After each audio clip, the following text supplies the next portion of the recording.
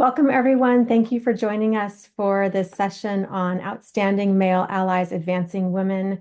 I'm Monica Phillips, Director of Learning, Content, and DEI at CHIPS, and I'm thrilled to introduce this, to turn it over to Sarita Venkat, who's on our board at CHIPS and is the Vice President and Deputy General Counsel of Global Litigation and Competition at Cisco. Thank you, Sarita.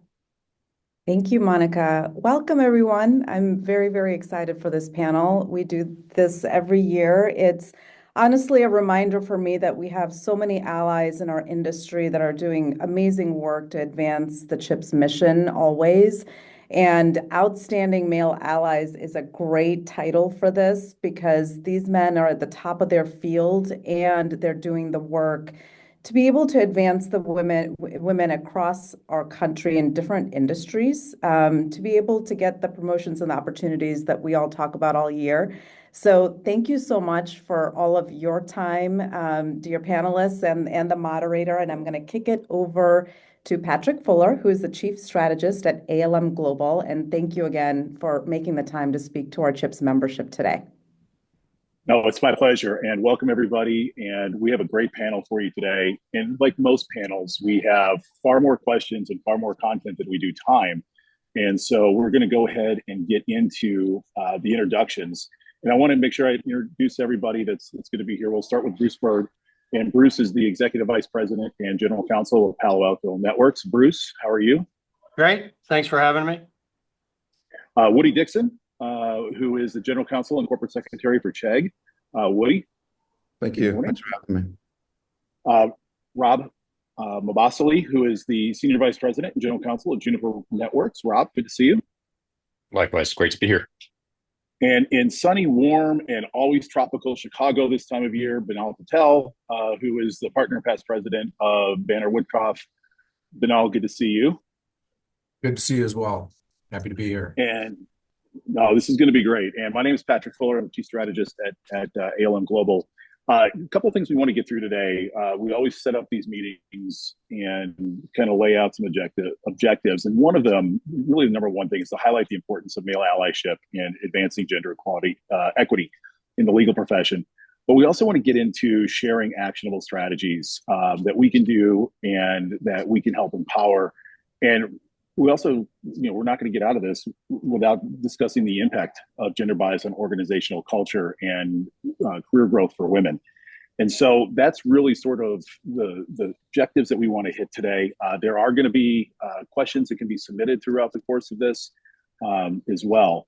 But I want to start first, and I'll go, Binal, we'll start with you. And I want to kind of go first into kind of an opening question, just sort of to get everybody sort of set the stage for this. But this is to each of you. Binal, I'll go to you first. Is what inspired you or drove you to become an ally for women in your career? And were there any pivotal experiences or moments that sort of shaped your commitment to gender equity?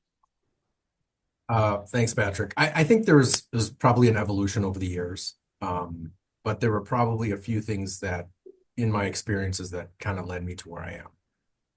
First is just being part of recruiting. I was in charge of recruiting at my firm for a number of years.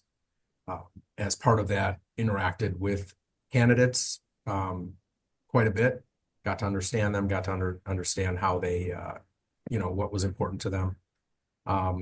Then as part of that, once we recruited those folks, interacting with them once we onboarded them. And there was definitely more of an willingness and openness over the years amongst younger attorneys to be more open and be more frank about their concerns and the things that they see.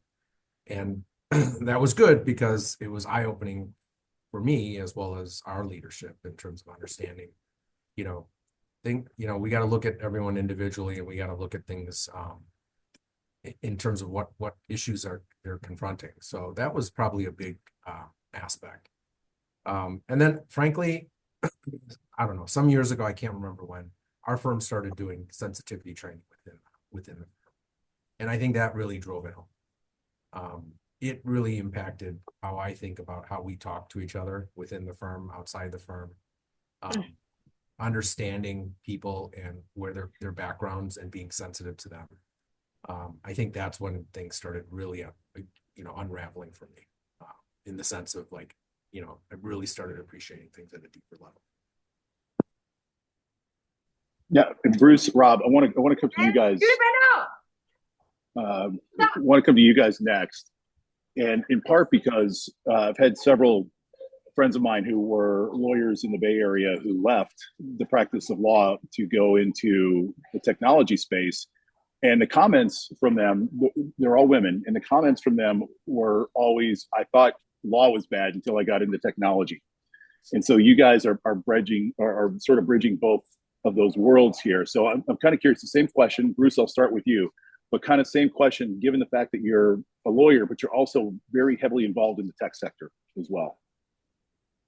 Yeah, I would say, so just to give you a context, my big picture answer is, yeah, it's as bad as advertised, in my opinion, in the sense that we're seeing too much, we'll call it dropout.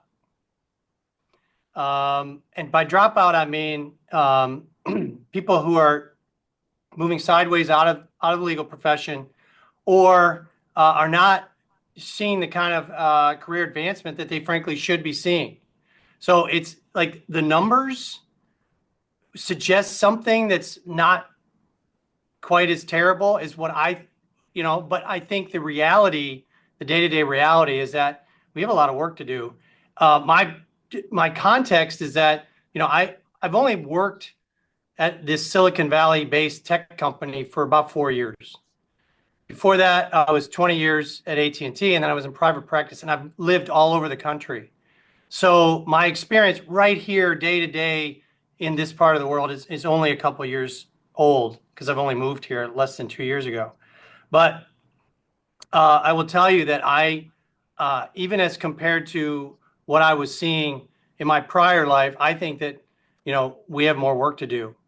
And I think one of the reasons we have more work to do is we have not, speaking as a man and therefore being a representative of all men, I would say we are not transitioning fast enough and intentionally enough and effectively enough from this mentor role, which frankly, I can't find anybody who really wants anymore, to an ally role, like a real ally role. Like, I'm gonna, as a professional, I'm gonna assess the people I work with the same way. Meaning, I'm gonna assess what they bring to the table, their skills, their capabilities, where they need to work, what they need to work on, and then I'm gonna grab a hold of them and I'm gonna move them along. I'm either gonna help them or I'm gonna move them along. Not too much.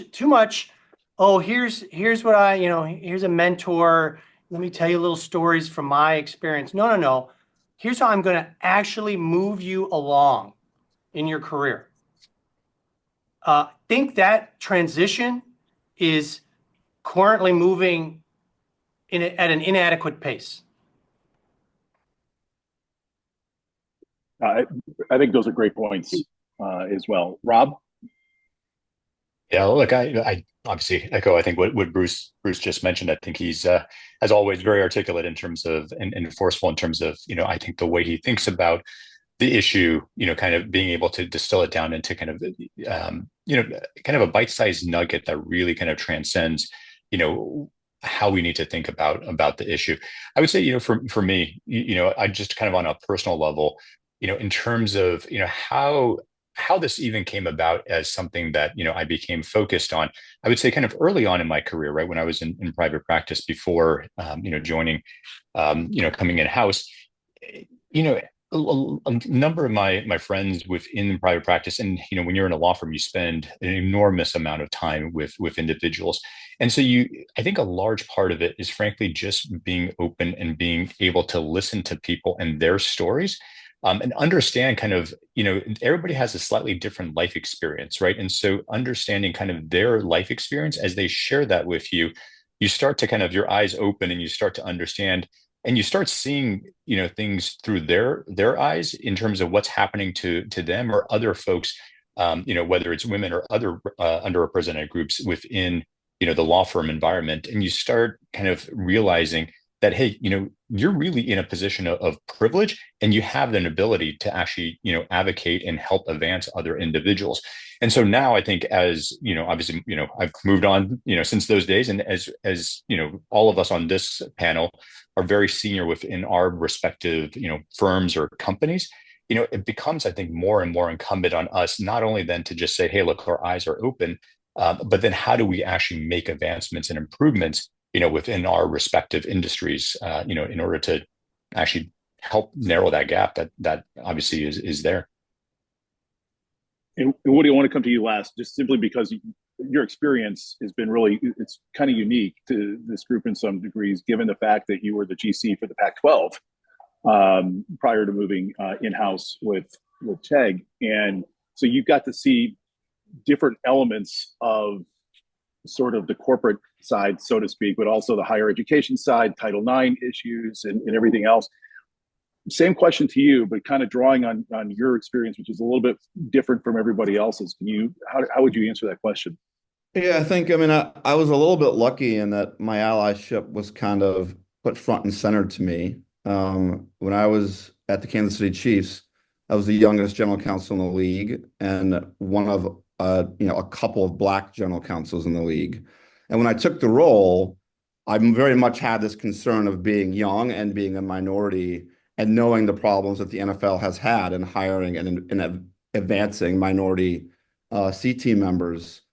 And so I kind of built out my legal team, and my first intern that I hired was a female, Maggie Carlisle. She was a law student at the University of Missouri. She's now the general counsel of the Detroit Lions. And I just went about Lions. Yeah, go Lions. I just went about it in the only way I knew how, which was she came on board. I got her an all-access credential and an all-access pass. And her first day, I was out of town. And she kept calling me saying, I went into the locker room and I went here and I went there, and everyone kept saying, you can't be here. Or what are you doing here? And she was like, well, I'm the legal intern. I'm Woodie's intern, and I have an all-access credential. But she was getting pushback because she was a female in areas that predominantly only males had been in. And so the second I came back from the trip, I kind of went around educating everyone on she's going to be my legal intern, and she has full access and right to do everything else. She can be in the draft room, and she can do contracts. She can get a workout in the morning. She can be in the locker room. And so, Maggie and I really set on a path there then to make sure that the organization was educated, was aware, understood why there needed to be equal access for everyone in the building to do their functions. And that really, made it clear to me that there was a ton of work to do and a long way to go. And so I think that was a driver for me to have the women on my team intentionally be put in front of situations, whether it be the board or the CEO or investors, so that they had opportunities that they otherwise might not have otherwise had. Just out of curiosity, did you ever bring her to league meetings with you? Yes. Yeah, I think that's a huge part of it right there, right? Getting co-owner of the Green Bay Packers, who play the Lions tonight. I'm going to mute you for the rest of this. Yeah. Before, and Woody, I want to stay with you for this too, but kind of coming back is, we talked a little bit about allyship, but we're talking about sort of what inspired it. And I'll throw it out there for me, because I grew up with a single mom, and I saw what she had to deal with back in the early 80s, late 70s and early 80s. Just to put food on the table for two kids.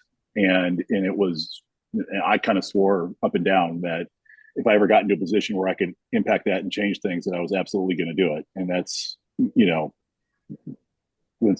an early age, it does impact you. But I think the word allyship gets thrown around a little bit. And I'm kind of curious, just for everybody here, how would you guys describe, if you could just do it quickly, how would you guys describe and explain what allyship is and why it's so crucial in eliminating gender bias? And Woody, I'll start with you. Yeah, for me, I think it's being hyper intentional, right? It's knowing that there's biases in the workplace and really everywhere.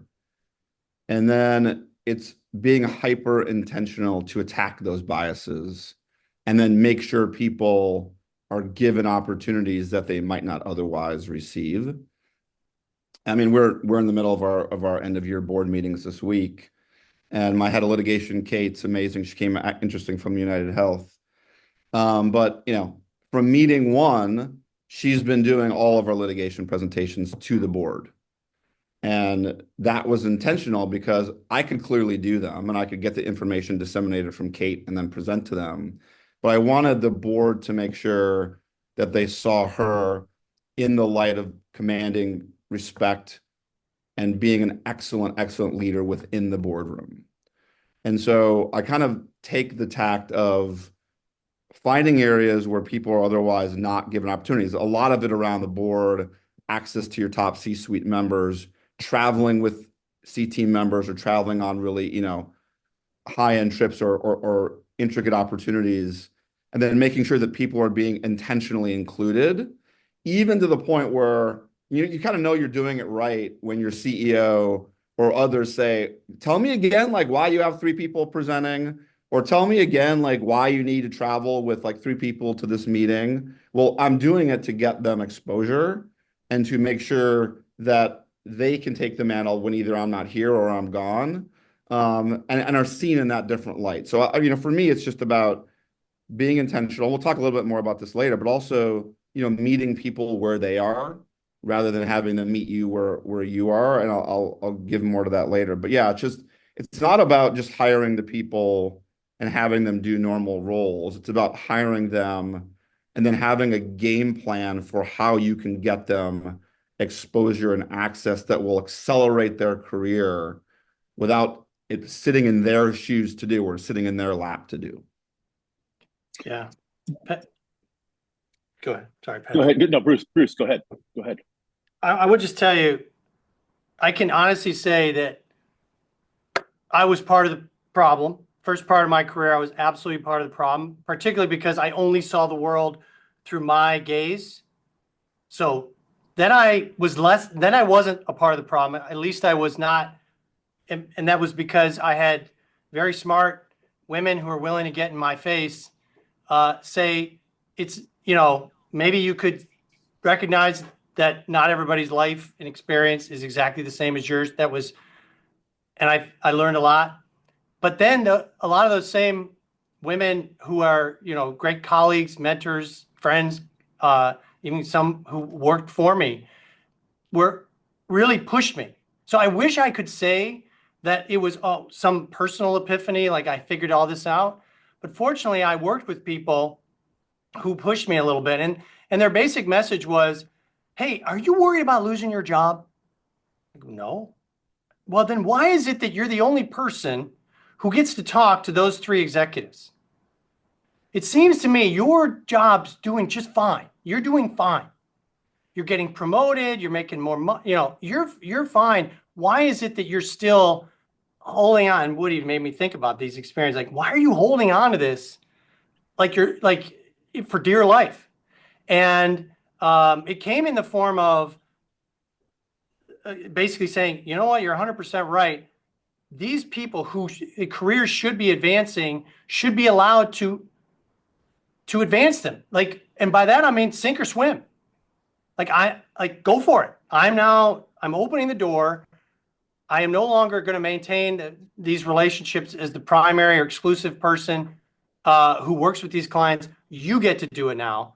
And that's like, I'm not going to spoon feed you. You're going to go and you're going to take control of your career, and I'm not going to stand in your way. And that to me was a very practical thing. The other practical thing is promote them. Like literally promote them.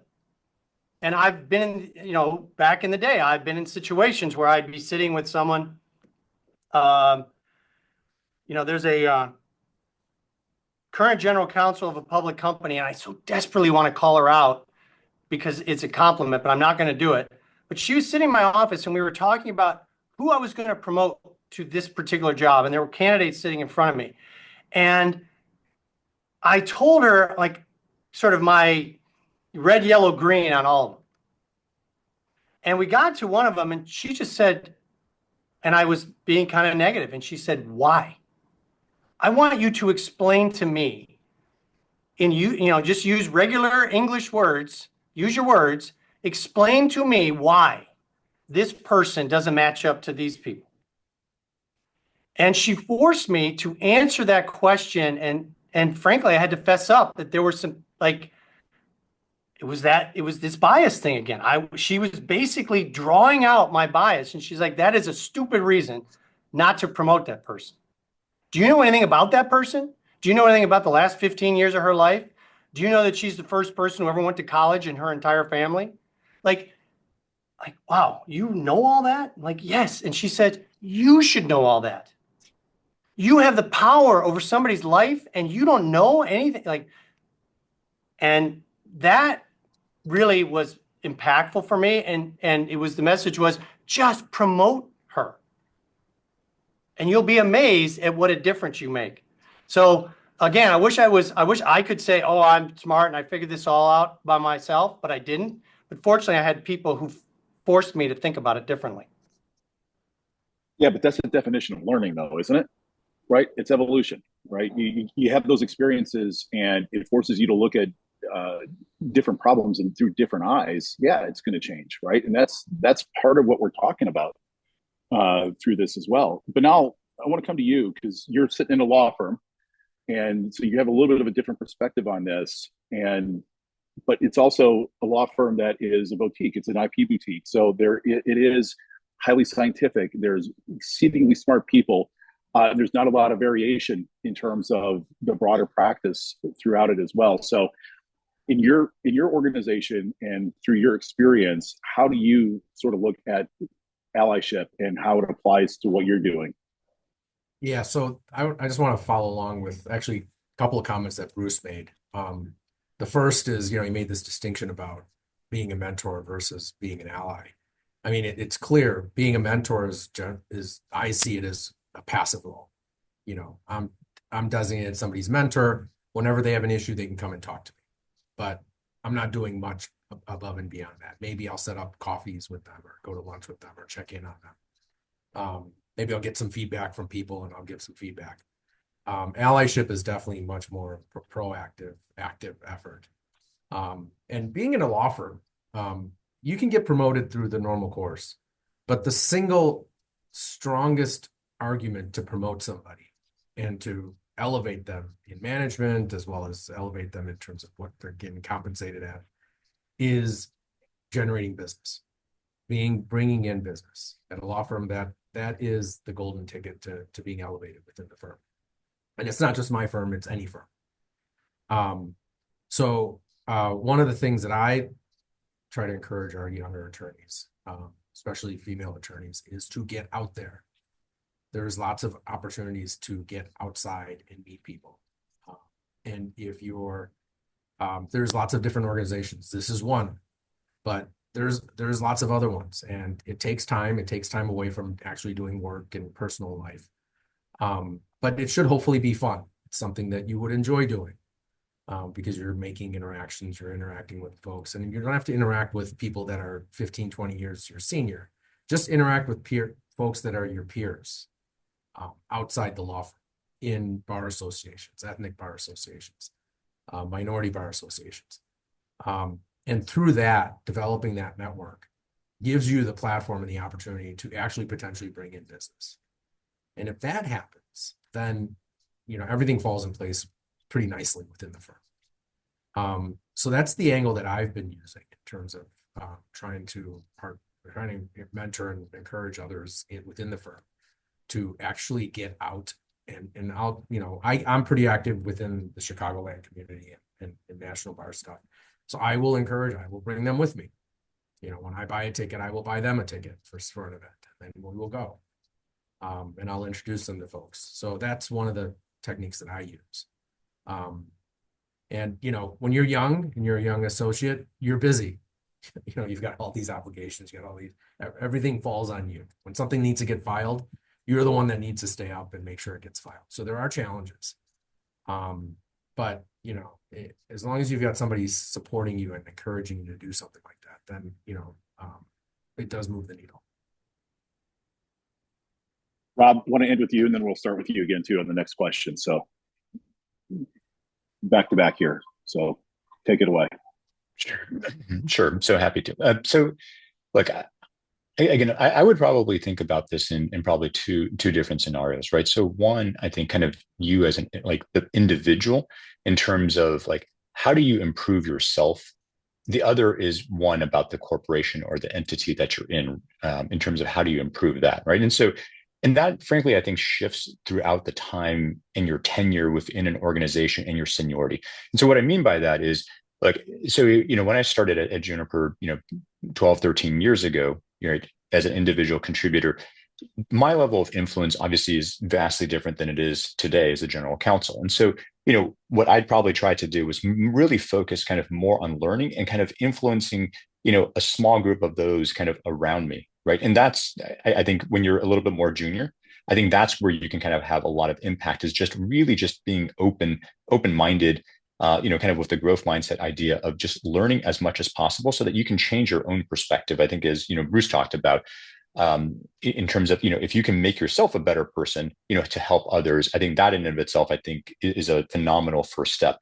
I think as you progress within an organization, right, and all of us on this call obviously are kind of in that very privileged perspective, I think there you actually have an ability to actually put in place, systems and processes that really fundamentally make a difference, that go and extend beyond just you as an individual, right? Because I agree. Look, I think, what Woodie talked about, what Bruce and Binal talked about, I think are all phenomenal things. And I think all of us can and should do, those things in order to help advance other individuals. But I think also helping your organization kind of needs to extend beyond just you doing individual items. So thinking about, and this is where I think, working with, folks in your HR organization, working with others within your own team that have, a very strong grasp of these areas, I think absolutely is important. Because if you start putting in place, like for us as an example, right, how do we do promotions? Not just me thinking about it individually, but making sure that kind of, end to end throughout my entire organization, we do promotions in a very systematic way to try to root out as much, systemic or, unconscious bias as possible, I think is super important. How do we do hiring? How do we do recruiting? How do we, do evaluations? And doing all of that very systematically, I think just broadens your reach. And I think as you grow up within an organization and you're more senior, you have the ability then to kind of, push that level of influence so that you're not just changing those kind of in your immediate vicinity, but you're changing kind of your entire organization, hopefully for the better. You talk about creating inclusive policies, and I think that's one issue there. I think the other part, you guys have all sort of hit on this already too, which is addressing implicit bias. But I think there's something, and I want to get to this because we have limited time, but I think this is something we should have a conversation around, which is what are we doing and how do we do it to challenge bias in the moment, in real time, when we're in the room? Because let's face it, fellas, we're often in rooms where there are things that are said because there's nobody else in the room but us. And we either speak up or we don't speak up, right? And I think we all have an opportunity, not only an opportunity, but I think we also have a responsibility to speak up. And I've got a friend of mine who is a lawyer in Chicago. She made a comment one time. She said, she goes, it doesn't matter what men say when you're in the room. It matters what they say when you're not in the room. And we run into these situations, and Bruce, you sort of hit on it a little bit too. We run into these situations where we're in the room and we're hearing these things said. We're seeing the bias play out. So for anybody else that's out here, what is it that we can do and what should we be doing to address bias in real time? And Rob, I'll start with you and I'll go on, and then everybody else jump in from there. Sure. So again, I don't think there's kind of, obviously one answer. Otherwise, I think we would have solved this, years and years ago, hopefully, but I think there's a couple of different things that I try to leverage, right? So one, I think what you talked about, Patrick, I think makes a lot of sense, which is, can you interrupt bias kind of in the spur of the moment?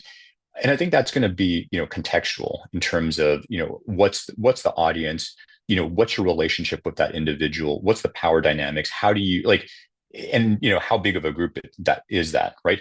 Versus, so, and I think that's, let me put a pin in that temporarily. I think the other piece of it, which, I also try to use pretty heavily, is not trying to embarrass somebody necessarily in a specific moment. Now, obviously, like depending on the context, right? If it's really blatant, then yeah, I mean, obviously you call them out and you try to kind of refocus the conversation to make sure that people understand that type of behavior, that type of language is not necessarily acceptable, and we have to think about things, a little bit differently. I think the other piece of it is, look, I oftentimes approach it from the perspective of, I think people are very well-meaning, right? I think a lot of it tends to be unconscious bias. If there is bias, it's not necessarily very explicit. I think that's a much easier call out.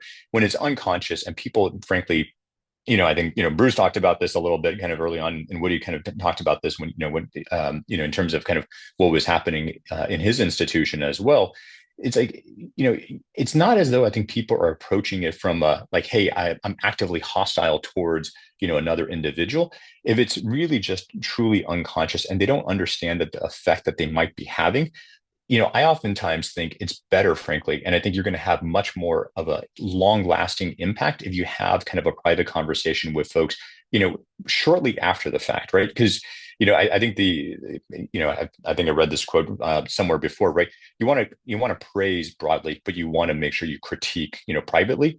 And I think this is one where, critiquing somebody in a private setting and having kind of a longer discussion with them about why you feel a certain way, how they can, change their behavior, will have a much longer lasting impact and may actually allow them to kind of internalize, the message that you're delivering, versus if you actually just critique them in a moment in a broad group. I think, naturally, I think people's instinct is, to become defensive. So I think there's a time and place for both. And I think, I think both are absolutely appropriate. Yeah, I probably shy a little bit away from the confront in private, because what I don't want to happen is if you confront in private, the other people in the room that have heard that comment may think that's acceptable. So I like to kind of challenge it in the here and now. And I tend to do it just by asking questions, right? I don't come on as an aggressive attack on the person. I ask them, like, what's that supposed to mean? Or like, what are you getting at? Or how did you envision that being something that's truthful or accurate? I mean, I think you want to ask the question so that they have to respond as to the meaning of their statement or what they were trying to get at. And quite often it puts them in a really bad situation pretty quickly, and they understand it. So I'm probably much more on the kind of front foot, because I don't want 20 people to leave the room thinking, oh my God, that joke Paul said was hilarious. Like, I mean, I don't like that. And I've seen that from a Black and other minority perspective as well. I don't want those issues leaving the room kind of unchallenged. So that's kind of my point of view. And then I'll also circle back around privately. But I think there is, depending on the room and what you're reading, there is some risk, especially if there's junior people in the room, subordinates in the room, people that are peers of the person that the insult or other thing was headed towards, deeming that as acceptable behavior and then replicating it. I agree. I think it's very contextual, just to be clear, right? So I think if it's an insult, if it's a joke that kind of really crosses the line, absolutely. Like I don't think there is a place where you allow that to happen. I think it really, like I said, I think it's very contextual, and I do think sometimes having the ability to have a conversation with folks, and I love the fact that Woody, you even talk about kind of being able to circle around. I think that's fantastic. So no, I appreciate you sharing that. So one thing that we do within my firm, and I'm referring back to the sensitivity training that we took, and we went through these situations and we ranked them on a scale of 1 to 5. Is 5 being extremely offensive, 1 being it's probably okay. And so we have now took that and used that internally in social conversations. So whenever somebody says something, I've heard it. I've heard myself say it. I've heard people tell it to me, and I've heard other people say it to other people in a common room. Say that's a 5, or that's a 4, or they'll just throw something out. and it's kind of in a colloquial way, a friendly way. But everyone starts thinking about, well, what was just said and what was offensive about it or what was inappropriate about it. And it flags it. And it comes up. It's actually an easy way to just throw out, your opinion on what was just said, without it being, confrontational or, putting anyone on the defense. And it actually works. And I think, Rob, I think you're right. It's contextual. I was on management, and there's definitely been times when, we've had to have private conversations with individuals. And sometimes they were just completely unaware of how what they were saying was being received. And you couldn't do that in a public setting. It had to be in a private conversation. I'd like to jump in really quickly and share the CLE code for those who are seeking CLE. The link for the feedback form is in the chat, and the code is ALLY with a capital A, LLY, and the number 24. Thank you. Bruce, Patrick, I don't think I really have, I don't think I can improve on that. I'll just give you an observation. I'm not exactly sure even what to do with it, but as much as our society likes to have fun with lawyers, we have I guess a mixed reputation. Fundamentally, though, we occupy a space where we're looked at a certain way. A particular expectation about how we behave and what we represent. And I think it's pretty positive for the most part. My experience is I've been lucky. I've worked at organizations where there was really good tone from the top, and where, that aggressive or behavior, biased behavior, those kind, that's really hasn't been tolerated. Having said that, humans are what they are. We make mistakes. Some people are jerks.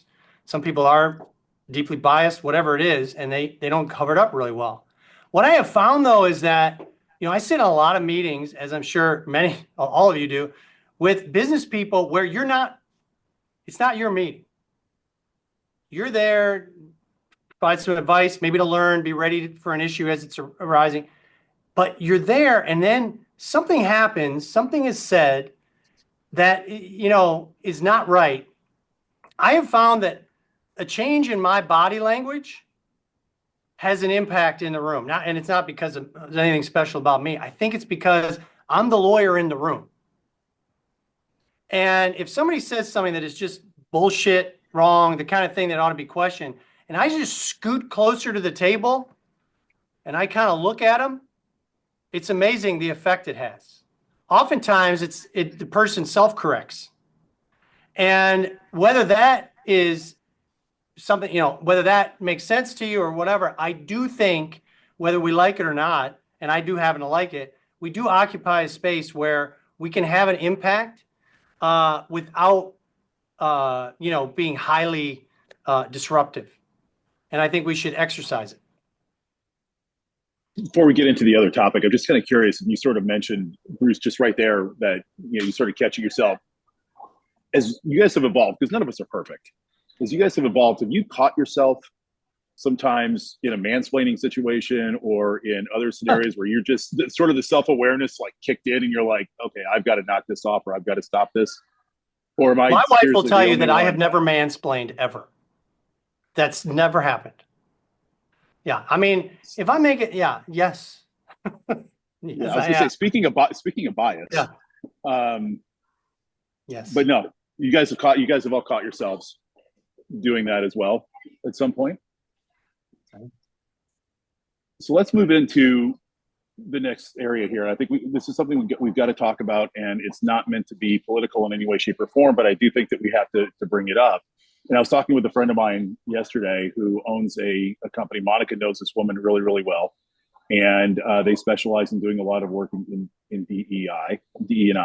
And, there's genuine fear with all the anti-DEI legislation that is out there now at state level, federal level, and that there is going to be sort of not just a backlash, but we're going to go backwards in through some of this. So in the current political, social environment, with DE&I efforts, sometimes they're increasingly facing backlash. How do we maintain the focus in our organizations and the momentum, especially as we're trying to drive allyship in the face of some of these challenges? So how do we go ahead and do that? Woodie, I'll start with you on that one.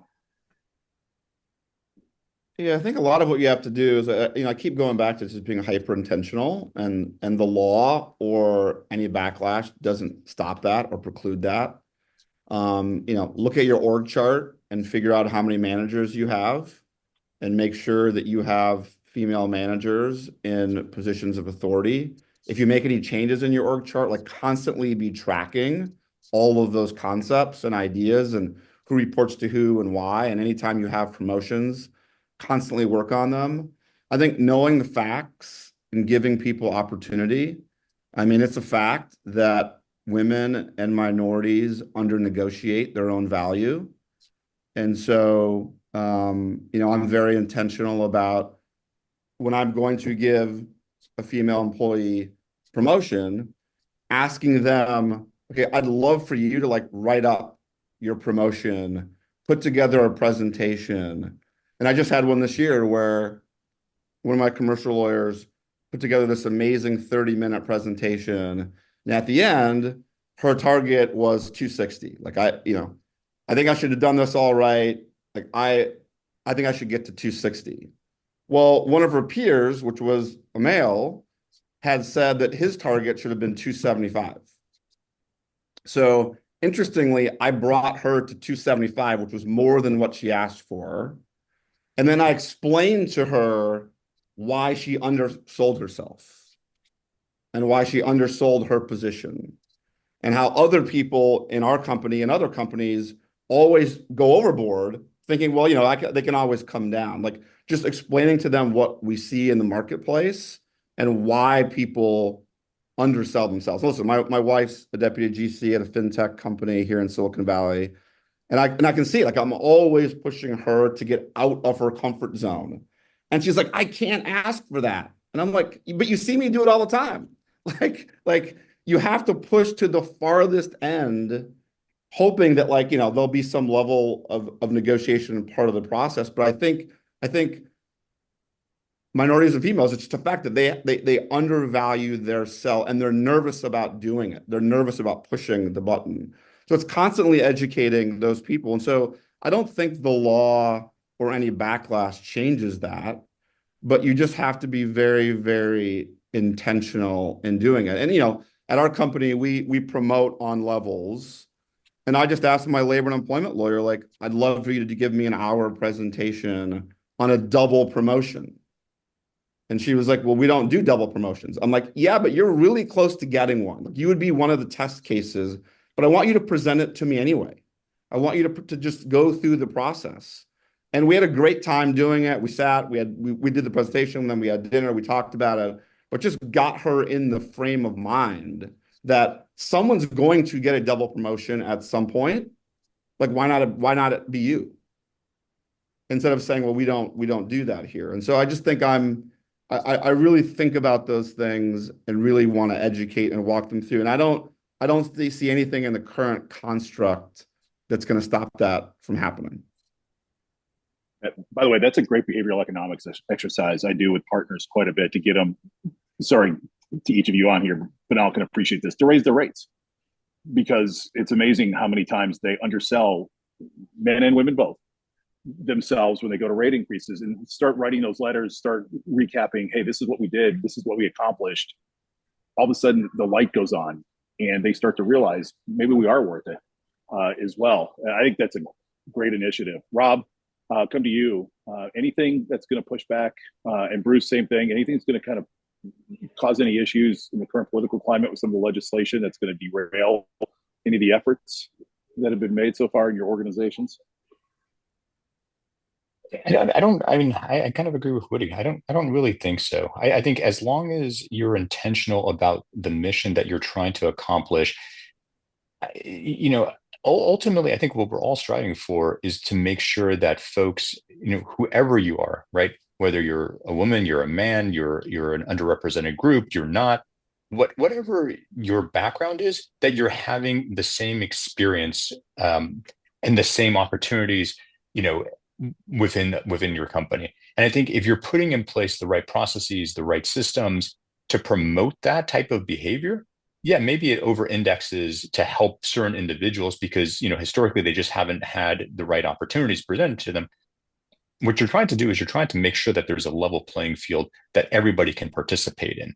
That to me, I don't really find an issue with. And I think the individual actions that we all take, right? And so, as we talked about kind of our individual actions that we have each individually taken to help, folks kind of come up through the ranks. I think that can absolutely continue and should absolutely continue, right? And I think that's frankly beholden on us as managers, as leaders within our organization, to make sure that we're finding the right talent, and and if they're not ready to be promoted, we're coaching them along the way. We're helping to sponsor them. I think that's absolutely something that can continue regardless of kind of whatever environment that we're operating within.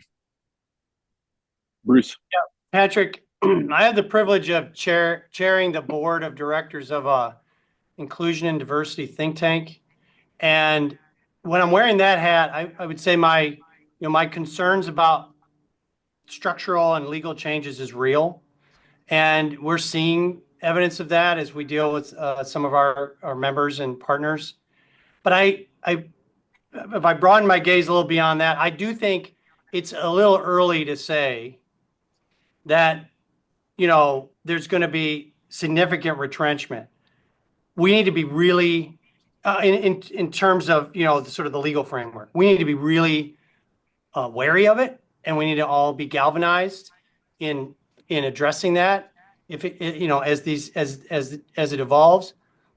So I don't want to say I'm like cautiously optimistic. I think more time needs to play out before we know exactly what this is going to look like, and we all need to be fighting hard together to make sure that we get a good outcome. That's big picture. But I do think that regardless, it just is going to the future is going to put an even greater premium on that more, I guess I'll call it personalized approach. Like really understanding if you're in a leadership position, really understanding who you work with, what they're bringing to the table, where they need to improve, where they have extraordinary skills, and then, make sure that everybody is getting opportunity and that you are, taking concrete steps through promotion and otherwise at that more personalized level. Because that part, I don't think, is at risk. The only risk there is that we just won't do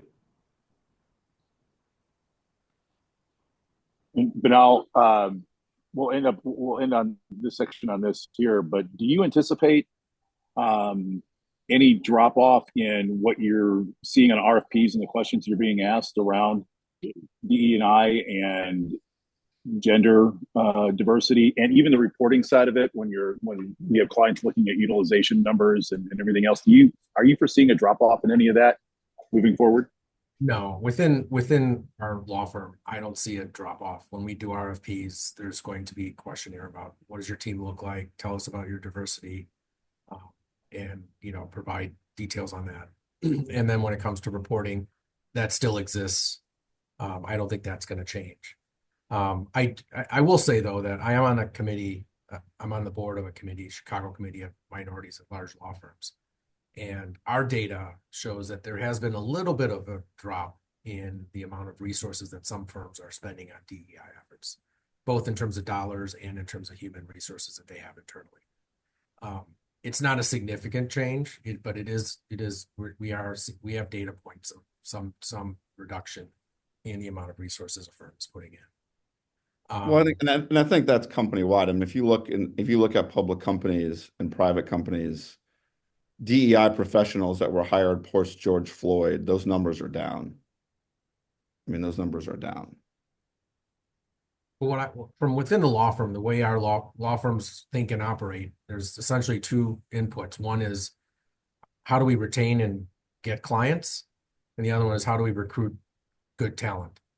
And as long as those two inputs still require and demand diversity, I think law firms will just have to follow suit. Like it just makes good business sense to do it, even if you don't believe in it or any of that stuff.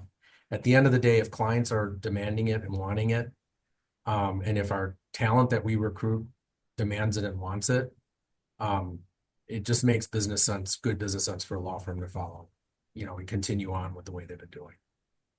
Yeah, I'm literally getting ready to go step on stage and do a presentation here at the Professional Development Institute. And this is one of the things we're talking about. And I think, and so does my co-presenter, we believe that it's going to get rebranded more as culture and less as DE&I. And that's sort of going to be the way that it's going to go through. But it's also going to be a broader budget number as well, and not specifically focused on DE&I either. As I promised everybody, we were going to have far less time than we did questions and content, and we could keep going for a couple of hours, but we do want to open it up for questions. Sarita, I know you have some things that you'd like to say as well. I just wanted to, so I'll turn it over. Thank you, Pat. First of all, thank you, Patrick. Those were such amazing questions, and it was such a fascinating panel. Thank you for leading us through it. And just on the behalf of the CHIPS board, it's really amazing to see such thought and intentionality going into really elevating women in our profession. And we just thank you so much for doing the work every day. It's so clear to me that you all have put so much thought and leadership into it. So thank you for doing the work. And also, I should invite my two boys, I have two sons, to grow up to think just like you all did. So thank you for being such great role models for the next generation as well. I think, Monica, you're going to open it up for Q&A. Yes, thank you all. Patrick, are you going to stay on for another minute? I'll stay on for a couple of minutes before I make the mad dash. Yes. If you have questions, please put them in the chat. This session gives me all the feels, and Patrick knows my own story, but I've been in the room where remarks have been made about me, and no one stood up for me. And I heard a few comments. Bruce, you mentioned the woman showed you the way to become a better male ally. I think that is so important. CHIPS is a community of 7,000 women globally. We have women here from several countries represented.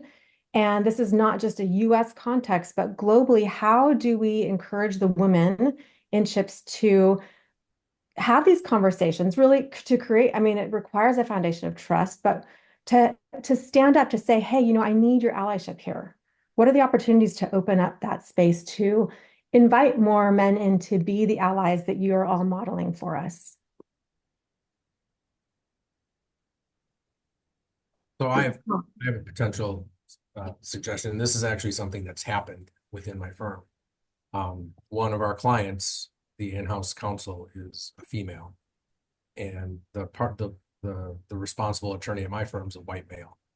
And they've had discussions and where they've identified specific attorneys that are on that team and ways to elevate that person. And when that in-house person has opportunities to refer business, she won't necessarily refer it to the responsible attorney that she works very closely with. She'll refer it to the female attorney that's on her team. And there's been multiple examples of that where not only this one person, but others within our clients have done that, where they referred work to a female or a diverse attorney that's on their team and not necessarily to the relationship partner. And that's, I think that's resonated within the firm. And I think that's been a good way for folks that are outside law firms to encourage this type of behavior. Others of you, have you seen or had an experience where you were called in, or Rob, when we were talking, you mentioned that some members of your team who are not in as high of a level may be less willing to step up. Are there ways that you've modeled that opportunity to step up, to be the ally, even when they don't have a position of power?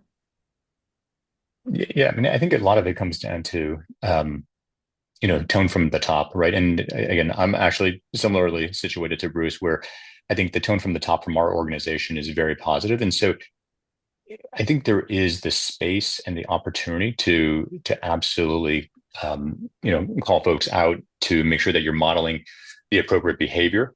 And it's something that I think we then also need to encourage from a leadership team perspective to say, hey, look, if I'm not in the room with you so that, I can't call out, certain behavior or talk with individuals, making sure that you empower your individuals on your team, that's not just like something they should do or can do, but it's an expectation that, you're there to make sure that you support them in that process. Right. So I think making sure that you empower your team and make sure that you have their back, I think is absolutely critical as part of this.